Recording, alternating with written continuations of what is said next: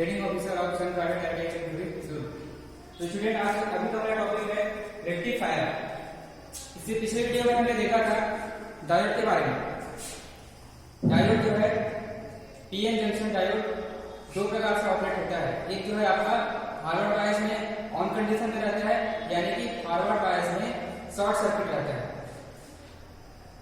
Forward bias में जो diode है उसमें से करंट फ्लो होता है। और इसी प्रकार से अगर वो रिवर्स बायस में जो डायोड है, अगर उसको हम रिवर्स बायस में कनेक्ट करते हैं तो वह सर्किट को क्या करता है, ओपन सर्किट करता है। तो इसी जो बायसिंग है इसको यूज करके हम जो डायोड है उसका यूज किसमें करेंगे, रेक्टिफायर के रूप में। तो चलिए देखते हैं इसको डायोड का यूज हम रेक्टिफायर के रूप में कैसे करते हैं। इसका यहाँ पे एक सिंपल सा ब्लॉक डायग्राम देख सकते हैं। यहाँ इस ब्लॉक डायग्राम में हम देखते हैं इसमें एक हमने स्टेप डाउन ट्रांसफार्मर लिया है, उसके बाद रेक्टिफायर। इस रेक्टिफायर में हम वही पीएन डायोड को यूज करेंगे। देन इसमें है फिर फिल्टर सर्किट, उसके बाद रेगुलेटर, और यहाँ पे फिर हमें मिलेगा आउटपुट में डीसी वोल्टेज। तो इसमें होता क्या है, जैसे हमने 230 वोल्ट यहाँ पे एसी सप्लाई है ना, 230 वोल्ट हमारे घरों में जो आता है एसी सप्लाई, उसको हमने यहाँ पे अप्लाई किया। उसके बाद यहाँ पे हमने यूज किया है स्टेप डाउन ट्रांसफार्मर। तो स्टेप डाउन ट्रांसफार्मर क्या करेगा, इस एसी वोल्टेज को जो 230 वोल्ट एसी है उसको स्टेप डाउन करेगा जितने वोल्ट में हमें चाहिए, है ना, जितने वोल्ट को हमें डीसी में कन्वर्ट करना है। जितने वोल्ट का हमारा ट्रांसफार्मर, जैसे कि 12 वोल्ट हो गया, 24 वोल्ट या 15 वोल्ट, उसको स्टेप डाउन करेगा। अब जो ट्रांसफार्मर में स्टेप डाउन हुआ है वोल्टेज, वो जो है आपका एसी ही रहता है, क्योंकि ट्रांसफार्मर क्या करता है, एसी जो वोल्टेज है उसको सिर्फ स्टेप डाउन या स्टेप अप करता है ना। तो यहाँ पे स्टेप डाउन में आपको मिल जाता है वोल्टेज, मान के चलिए यहाँ पर आपको 12 वोल्ट मिलता है। फिर यहाँ पे हमें रेक्टिफायर सर्किट यूज करना पड़ेगा।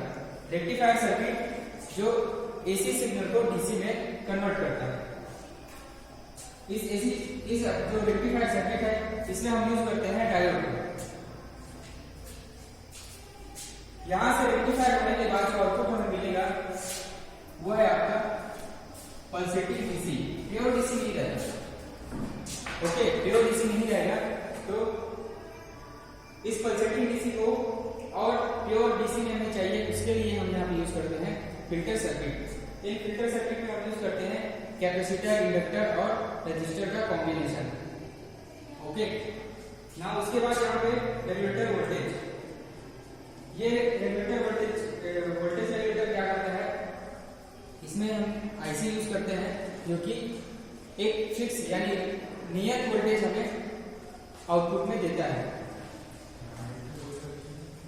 जिस आउटपुट वोल्टेज की हम यहाँ पे वोल्टेज रेगुलेटर लगाएंगे, वोल्टेज रेगुलेटर आईसी यूज करेंगे, उस नियत वोल्टेज की आउटपुट यहाँ पे हमें मिलेगी, जैसे कि 5 वोल्ट, 12 वोल्ट, 24 वोल्ट या 18 वोल्ट।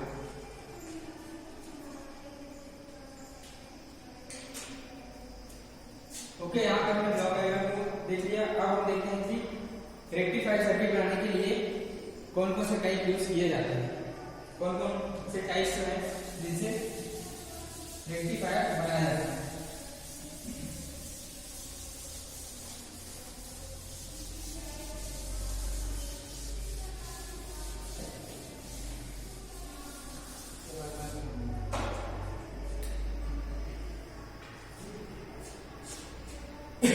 रेक्टिफायर सर्किट जो है मुख्यतः दो प्रकार के होते हैं। एक हो गया आपका हाफ वेव रेक्टिफायर,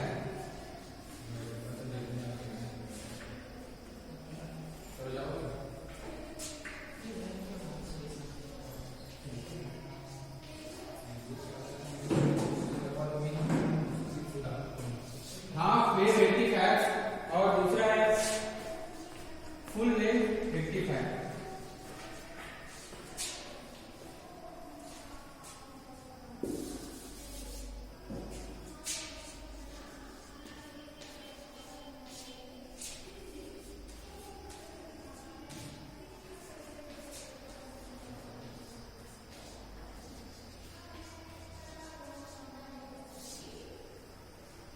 तो जो हाफ वेव रेक्टिफायर है इसमें हम एक ही डायोड का यूज करते हैं। इसी प्रकार जो फुल वेव रेक्टिफायर है इसमें दो डायोड है ना। फुल वेव रेक्टिफायर जो है दो प्रकार का होता है, एक होता है स्टेप ट्रांसफार्मर, स्टेप जो सेंटर टेप जो ट्रांसफार्मर है उसको यूज करके बनाया जाता है फुल वेव रेक्टिफायर। तो सेंटर टेप में क्या होता है, इसमें दो डायोड की हमें आवश्यकता होती है और एक और रेक्टिफायर सर्किट यूज करते हैं जिसे बोला जाता है वेन ब्रिज रेक्टिफायर। तो वेन ब्रिज रेक्टिफायर भी आपका इस फुल वेव रेक्टिफायर के अंतर्गत ही आता है। कहने का मतलब है फुल वेव रेक्टिफायर आपका दो प्रकार का होता है, एक है आपका सेंटर टेप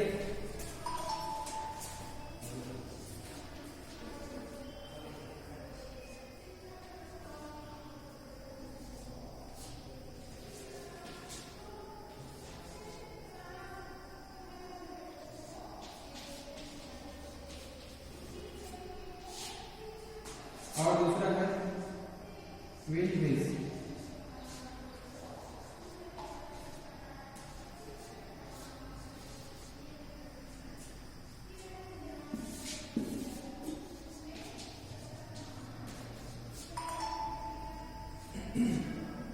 तो कितने प्रकार का हो गया यहाँ पे रेक्टिफायर सर्किट जो है बेसिकली हम यूज करते हैं half wave rectifier, full wave rectifier और फुल वेव को भी दो प्रकार से यूज किया जाता है, एक है सेंटर टेप ट्रांसफार्मर रेक्टिफायर और दूसरा है वेन ब्रिज रेक्टिफायर।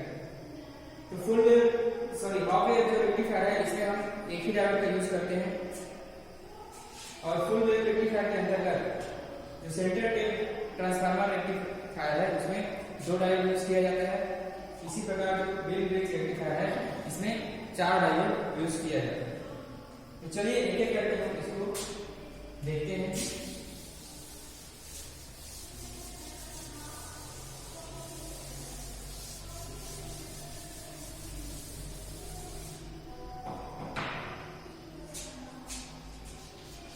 फर्स्ट है हाफ वेव रेक्टिफायर। तो सबसे पहले इसका सर्किट डायग्राम बना लेते हैं।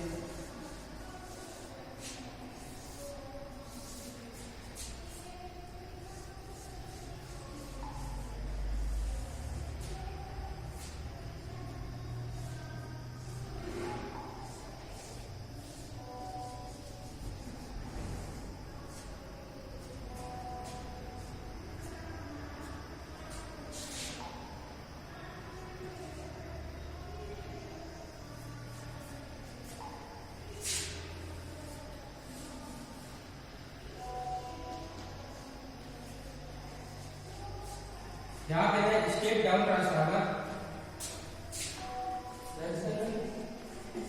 स्टेप डाउन ट्रांसफार्मर यहाँ पे हमने लिया है और एक डायोड, ठीक है। जो ट्रांसफार्मर की सेकेंडरी वाइंडिंग है उसमें एक ही टर्मिनल पे कनेक्ट हुआ है और इसके द्वारा आपका जो लोड रजिस्टर है वो कनेक्ट है। तो इसका फंक्शन देखते हैं हम। जैसे ही हमने यहाँ पे एसी वोल्टेज अप्लाई किया, ट्रांसफार्मर उसको स्टेप डाउन करेगा और उस वोल्टेज को स्टेप डाउन जो हुआ है उसको डायोड के थ्रू लोड रजिस्टर पे जाना है। तो यहाँ पे हम जानते हैं कि एसी सिग्नल जो है इस प्रकार का होता है, जिसमें एक साइकिल होता है जिसमें पहले तो आपका पॉजिटिव रहेगा, मतलब धनात्मक अर्धचक्र, इसको बोलते हैं धनात्मक अर्धचक्र, क्योंकि इस पोजीशन में जो वोल्टेज है आपका ये पॉजिटिव डायरेक्शन में जाता है, उसके बाद नेगेटिव डायरेक्शन में आता है, फिर सेम वैसे ही जाता है और ये प्रोसेस आपका चलता रहता है। साइन वेव, इसको बोलते हैं साइन वेव। तो यहाँ पे होता क्या है, जैसे कि डायोड में हमने पढ़ा था कि डायोड एक आपका फॉरवर्ड बायस में काम करता है और रिवर्स बायस में काम नहीं करता। तो जब ये धनात्मक अर्धचक्र नहीं होगा तो उस कंडीशन में क्या होगा, ये जो डायोड है ये आपका आ जाएगा शॉर्ट सर्किट केस में, है ना, शॉर्ट सर्किट हो जाएगा, क्योंकि धनात्मक अर्धचक्र में ये फॉरवर्ड बायस की तरह काम करेगा। जब ये टर्मिनल जो है ये धनात्मक पोजीशन पे रहेगा, क्योंकि जो साइकिल है पहले आपका पॉजिटिव रहेगा, तो उस कंडीशन में क्या होगा, तो डायोड है वो आपका शॉर्ट सर्किट हो जाएगा और ये जो सर्किट है कंप्लीट हो जाएगा। इस कंडीशन में क्या होगा, अगर वेव फॉर्म में हम देखें, ये आपका वेव फॉर्म है एसी सिग्नल, इस कंडीशन में क्या होगा, फर्स्ट केस में जब आपका डायोड जो है R1 डिवाइस में शॉर्ट सर्किट है तो उस कंडीशन में क्या होगा, सिग्नल प्राप्त होगा। जो लोड रेजिस्टर है यहाँ पे आपको इस प्रकार का सिग्नल मिलेगा। इस कंडीशन में हम क्या करते हैं, जो डायोड है आपका, ये आपका R1 बायस है।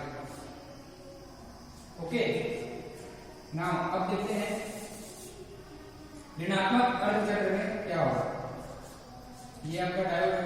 अब ये ऋणात्मक अर्धचक्र में जब साइकिल जाता है, ये आपका पॉजिटिव है, ये नेगेटिव है ना, तो अभी ऋणात्मक अर्धचक्र में जब जाएगा तब उस कंडीशन में क्या होगा, ये वाला जो आपका टर्मिनल है ये नेगेटिव हो जाएगा और ये पॉजिटिव, ये ऋणात्मक है।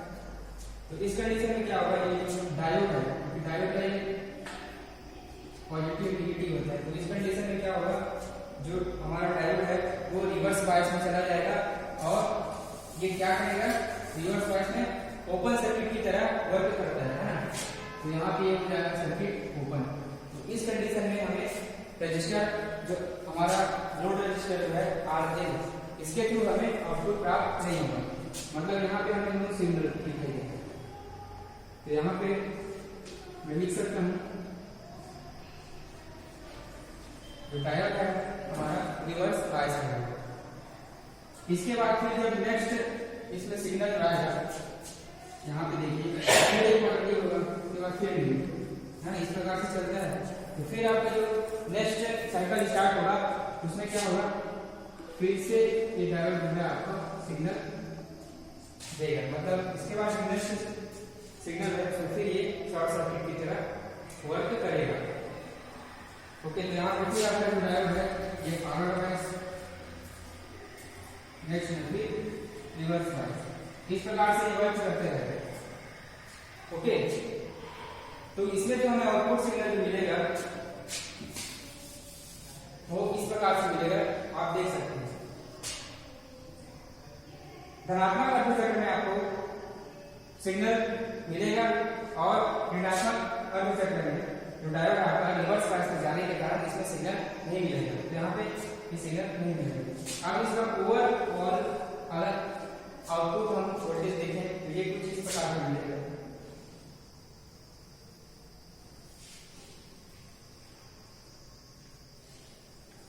ये देख सकते इस प्रकार का सिग्नल आपको मिलेगा।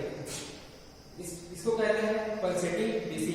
ये आपका प्योर डीसी नहीं है, ठीक है, इसमें पल्सेटिव डीसी आपको मिलता है। इसकी जो इफिशिएंसी होती है इस सर्किट की वो आधी होती है, करीब 50-40% होती है। इस सर्किट को इसीलिए यूज नहीं किया जाता है क्योंकि इसमें जो हमारा दोनों साइकिल है उसमें आउटपुट नहीं मिलता, केवल एक ही साइकिल में हमें आउटपुट मिलता है। इस कमी को दूर करने के लिए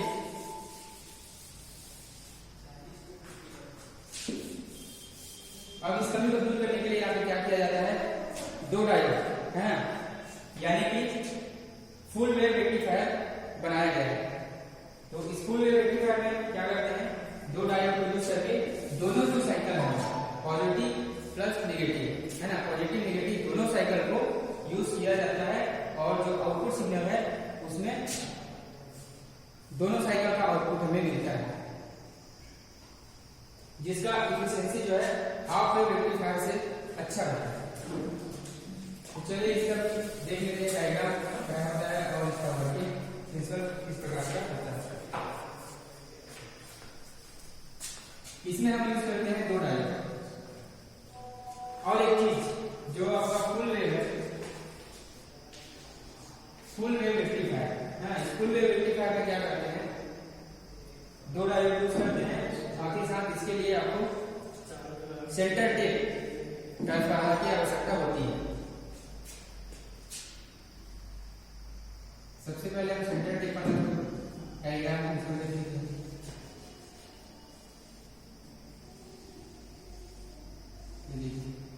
यहाँ पे मैंने सेंटर टेप लिया है, ये आप देख सकते हैं, और यहाँ पे हमारा है लोड रजिस्टर, यहाँ से नेगेटिव मिलेगा, यहाँ से पॉजिटिव।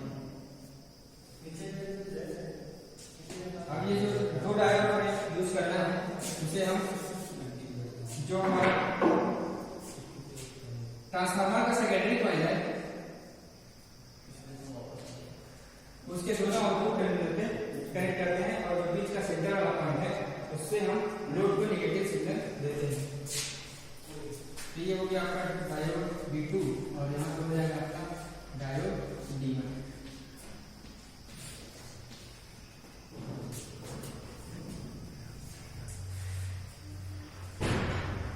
तो इस कंडीशन में क्या होगा, जब ये जो सर्किट है फर्स्ट सिग्नल में आपका डायोड D1 करेगा और negative half cycle, positive half cycle में आपका डायोड D1 और इसी प्रकार निगेटिव हाफ साइकिल में डायोड D2 वर्क करेगा। तो इसमें जो आउटपुट आपको मिलेगा, फर्स्ट में जैसे कि D1 आपका जो है फॉरवर्ड बायस में रहेगा, तो यहाँ से सिग्नल यहाँ आके इस लोड के थ्रू आपको मिलेगा। उसी प्रकार जब निगेटिव अर्ध चक्र की बात करेंगे उसमें क्या होगा, ये वाला डायोड है ये वर्क करेगा, मतलब फर्स्ट साइकिल धनात्मक चक्र में ये और ऋणात्मक चक्र में ये। तो हमारा जो आउटपुट है वो कुछ इस प्रकार का मिलेगा। देखो जो डायोड D1 है उसके लिए यहाँ से मिलेगा D1 ये फॉरवर्ड बायस है, और उसके बाद जब ये निगेटिव साइड जब यहाँ पे रहेगा उसके लिए डायोड D2। तो इस प्रकार हमें दोनों जो सिग्नल धनात्मक अर्धचक्र और ऋणात्मक अर्धचक्र, इन दोनों अर्धचक्र में हमें आउटपुट प्राप्त होता है। तो इसकी जो एफिशिएंसी है हाफ में से अच्छी होती है और इसकी जो आउटपुट है कुछ इस प्रकार मिलती है। ये आपका पॉजिटिव डीसी रहता है। अगर इसको और क्लियर करना है तो इसमें हम फिल्टर सर्किट लगाते हैं और साथ ही साथ वोल्टेज रेगुलेटर। ओके स्टूडेंट, ये रेक्टिफायर वाला जो टॉपिक है इसमें हमने हाफ वेव और फुल वेव को कवर कर लिया है। इसके बाद आपका है ब्रिज रेक्टिफायर, उसको हम नेक्स्ट वीडियो में देखेंगे। इस टॉपिक से अगर आपको कोई भी डाउट होता है तो मुझे कमेंट करके बता सकते हैं। Okay, thank you.